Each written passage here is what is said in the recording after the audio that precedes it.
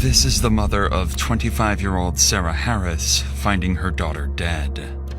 Hey, was she found like this? What is all this? Is this from her? I'm sorry? Is this all from them doing stuff to her? The state of the room and Sarah's body point to a self-inflicted overdose. And as the weeks go by, everyone begins to accept that as the truth, until one accidental discovery turns this case into a murder investigation.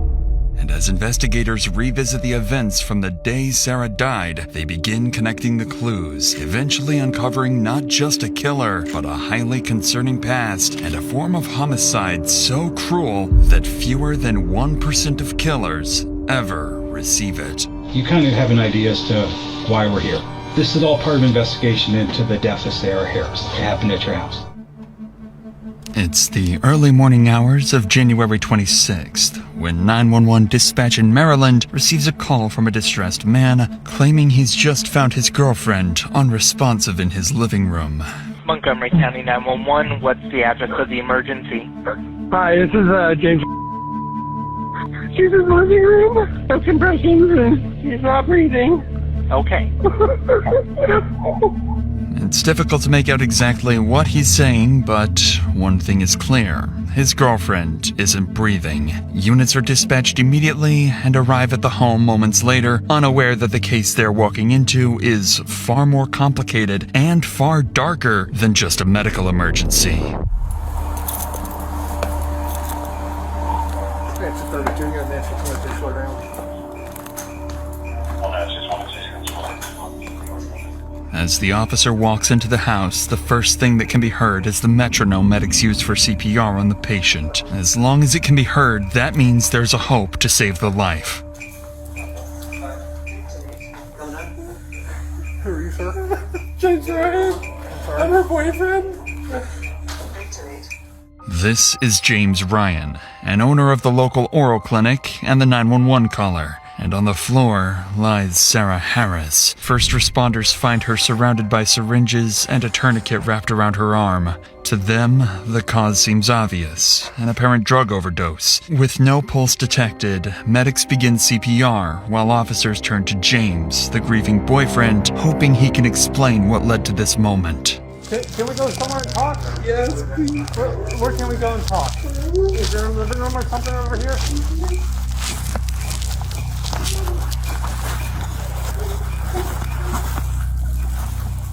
Okay, why don't you have a seat, sir? Okay, I understand. Oh my God. So, what's going on right now? Yesterday we were watching TV and having Chick-fil-A for dinner, and I went upstairs to go to bed because it was late. And when I came down this morning, she was on the couch. Okay. And she wasn't breathing, so I pulled her off and started doing chest compressions and called 911. So last night you went to bed and she stayed on the couch? What time was that? It must have been 11, 12 o'clock at night. Did she work anywhere? She used to work with me, but she stopped working a long time ago because she couldn't work anymore. Because she was so sad for her brother-in-law and then her brother last week. James admits he knew Sarah was taking drugs and explains it by saying she'd been stealing them from his clinic even after he fired her. At first, nothing sounds suspicious, but it forces detectives to confront a difficult question. How was James letting this happen? It's a question that will matter far more later, but for now, detectives focus on understanding the events leading up to Sarah's death. And that's when a first subtle sign suggesting that something isn't quite right would appear. Did she take something? I think she did, yeah. We went to my office. I'm an oral surgeon. We went to my office yesterday after the vet. What type of drugs? Do you think maybe this was an accident? I think so, yeah. I don't know. I hope so. Notice how, for a moment, James's grief disappears, only to return a second later. At the time, officers don't think much of it. But what they don't know is that this won't be the last time something about this scene feels off. For now, though, police accept the simplest explanation, a heartbreaking, self-inflicted overdose. But then, suddenly, the only sound keeping James's hope alive, the CPR metronome, goes quiet. As medics approach, the truth hits him, causing James to collapse into a devastating breakdown.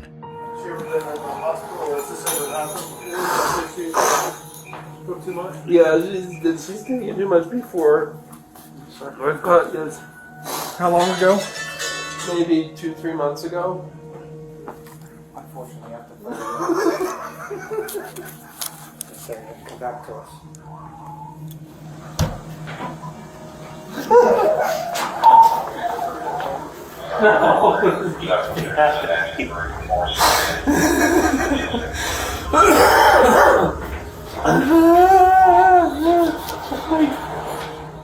As medics confirm Sarah's death, James breaks down completely.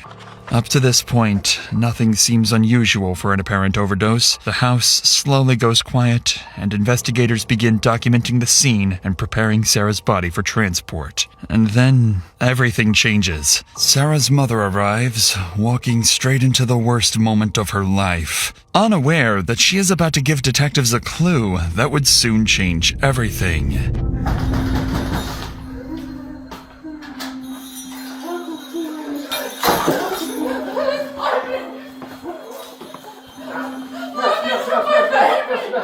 Oh God, let me do my baby. Please let me do my baby. Hold on. I don't think you want to see her right now. I want to see her. I just lost my boy. I want to see my baby. You need to calm down if you want to see her. I would let you see her if you would calm down. You need to step back. I want to see my baby.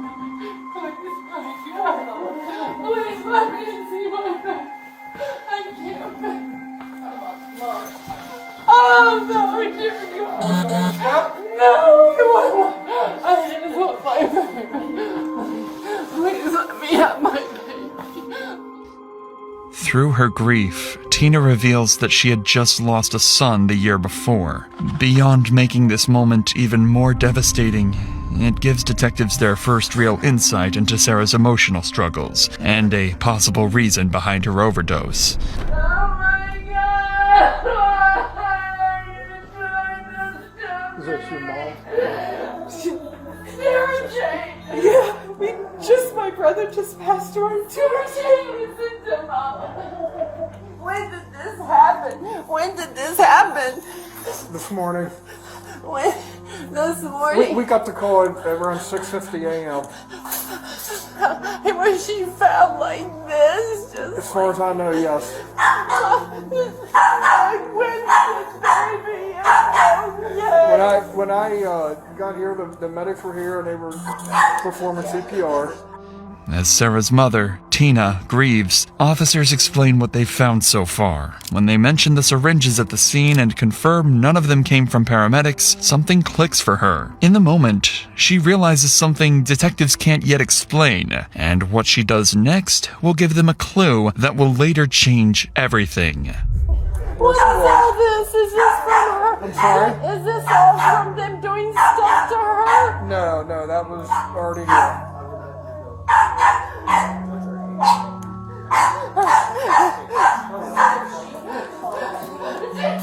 No.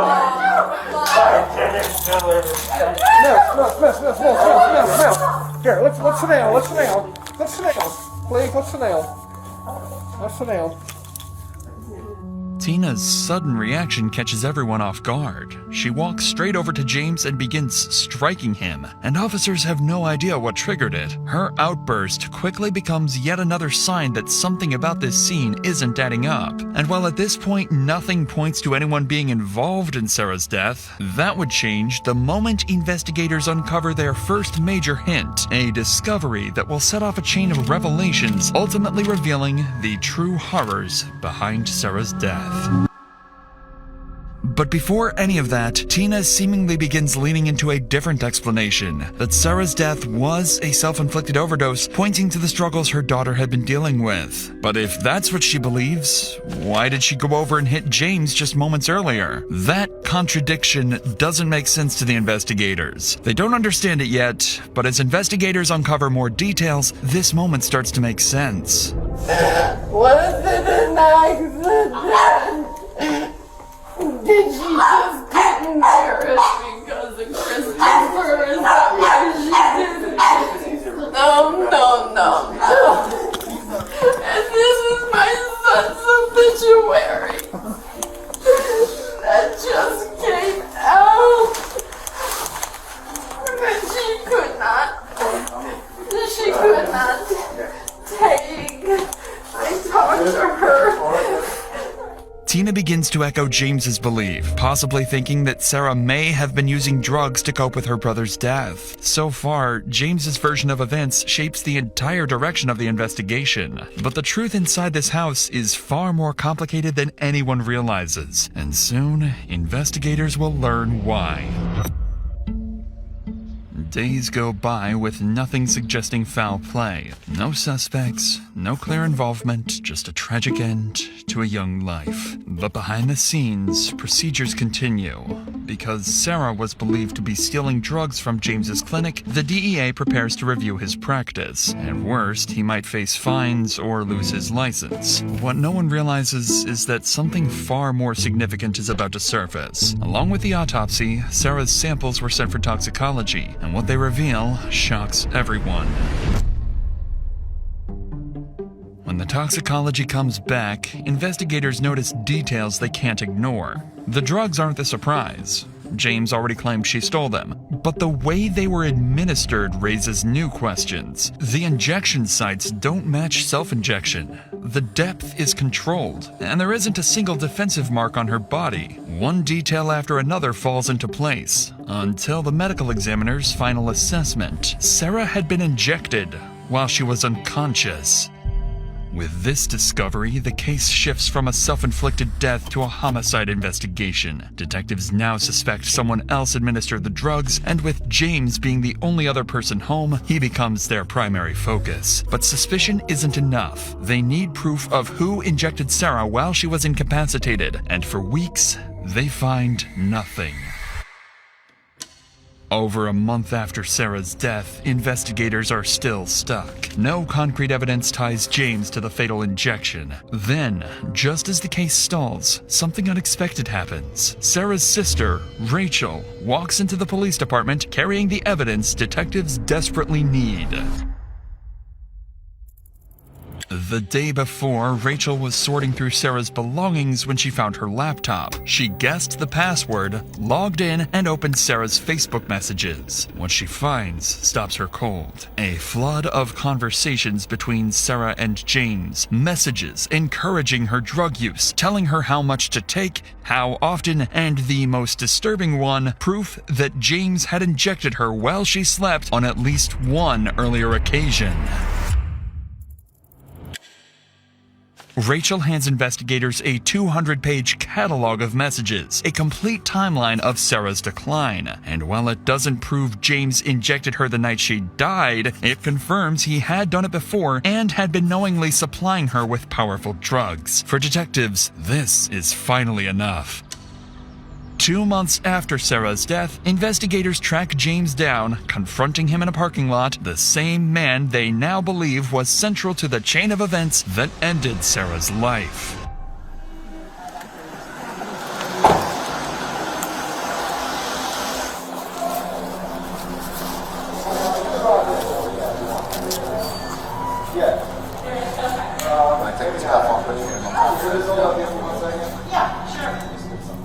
James is immediately brought to the police station and taken into an interrogation room. At this point, detectives already have more than enough evidence to charge him, but they still need to understand why. Why was he supplying Sarah with such powerful drugs? And did he have any role in the injection that ultimately ended her life? But when the questioning begins, James's reaction couldn't be more indifferent. Cigarette make you feel better? Good. So, you kind of have an idea as to why we're here. I don't actually, because I think been in my attic for the past 5 months. Okay. So we're here. This is all part of an investigation into the death of Sarah Harris. Okay. It happened at your house. Okay. So we went to the office, went to your home. Okay. It's all part of the investigation. Okay. So we know what we know. Okay. We don't know what your side of it. So what I want to do is give you the opportunity for us to have a dialogue to just kind of talk about what led up to that. Okay. So what can you tell me about January 26th? So I have been arrested. I think a dialogue would have been, I would have been more amenable to a dialogue had I not been arrested. Okay. So I think I would like to have an attorney present. Okay. Before he's led away, a DEA agent steps in. What James doesn't realize is that investigators have already torn through his clinic and pored over every page of his records. And this agent is about to make that unmistakably clear. To introduce myself, I'm Samantha Marist. I'm with the DEA. I'm a diversion investigator. Part of my job is the pharmaceutical industry. We license you, as you know. We regulate the security of the controls. We regulate the record keeping of the controls, everything like that. So I don't know if you're aware, your drugs were not secure at your facility. We just opened a cabinet.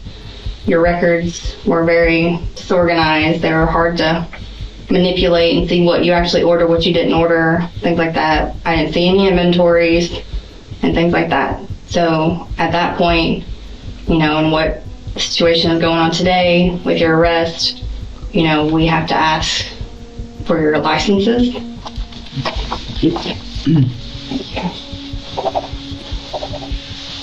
And so this means that you cannot prescribe, order, dispense, or administer any controlled substances. Interesting. The interrogation ends, and James is charged with second-degree depraved heart murder, a charge that doesn't require intent, only that he knew his actions could kill Sarah and continued anyway. According to an interview with Tina, James once claimed during a drunken conversation that he first noticed Sarah when she was just 14 and would later take his kids to the toy store where she worked so he could see her. Prosecutors point to Sarah's rapid weight loss, the long sleeves hiding fresh track marks, and the night her family found her high in a room littered with syringes. They argue James kept her dependent by stealing drugs from his clinic and continually encouraging her to use them. The jury sees the pattern and finds him guilty. James Ryan is sentenced to 45 years in prison, a conviction made possible not just by detectives but by Sarah's sister, who refused to let the truth stay buried.